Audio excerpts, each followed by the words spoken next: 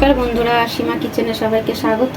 আজকে আমি আম দিয়ে মুগ ডাল রান্না করব। তো মুগ ডালটা আমি আগেই ভেজে ধুয়ে রেখে দিয়েছি, সাথে ভেন্ডি ভাজবো। ভেন্ডিগুলো আমি আগে কুচি কুচি করে কেটে রেখে দিয়েছি। সাথে আমি ভেন্ডি ভাজার জন্য নিয়েছি 1 চামচ বেসন, হাফ চামচ চালের গুঁড়ো, একটু হলুদ, পরিমাণ মতো নুন, আর হাফ চামচেরও কম লঙ্কার গুঁড়ো।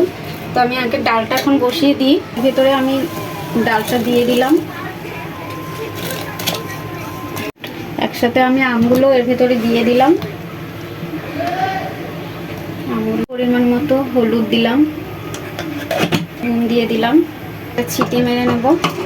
একটা ছিটি পড়ে গেছে, এবার হাওয়াটা আমি এভাবে করে তুলে নেব যাতে ডালটা গলে না যায়। ফোড়নটা আমার হয়ে গেছে, আমি একটু ঘষে নেব সর্ষেগুলো ভেঙে যাওয়ার জন্য। এবার আমি ডালটা দিয়ে দেবো।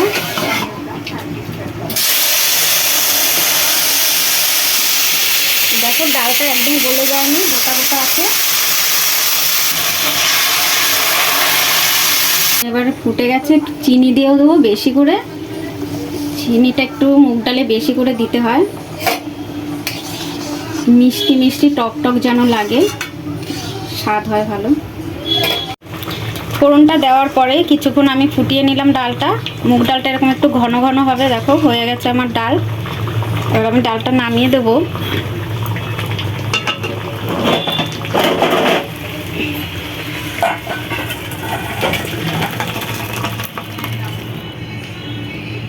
আমি এগুলো সব দিয়ে তাকে ভেন্ডিগুলো মেখে নেব।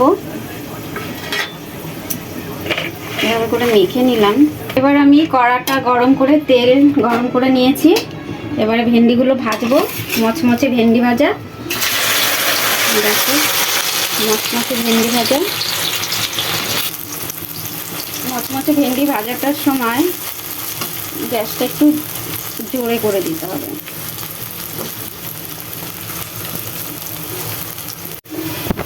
মিডিয়াম আঁচে আমি এটা মাঝে মাঝে একটু ভালো করে নেড়ে চেড়ে নিলাম।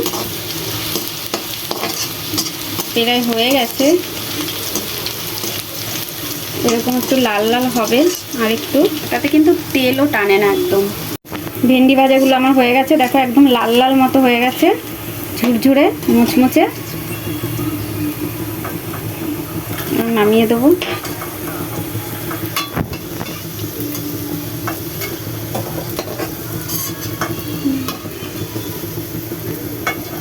একইভাবে আমি অন্য ভেন্ডিগুলো ভেজে নিলাম। আর এইভাবে ভাজলে দেখো তেল কম টানে, একদম অল্প তেলে ভাজা হয়ে যায়। আমার সব ভেন্ডিগুলোই ভাজা হয়ে গেল। একদম মচমচে ভেন্ডি ভাজা, দেখো একদম মচমচে, ভীষণ।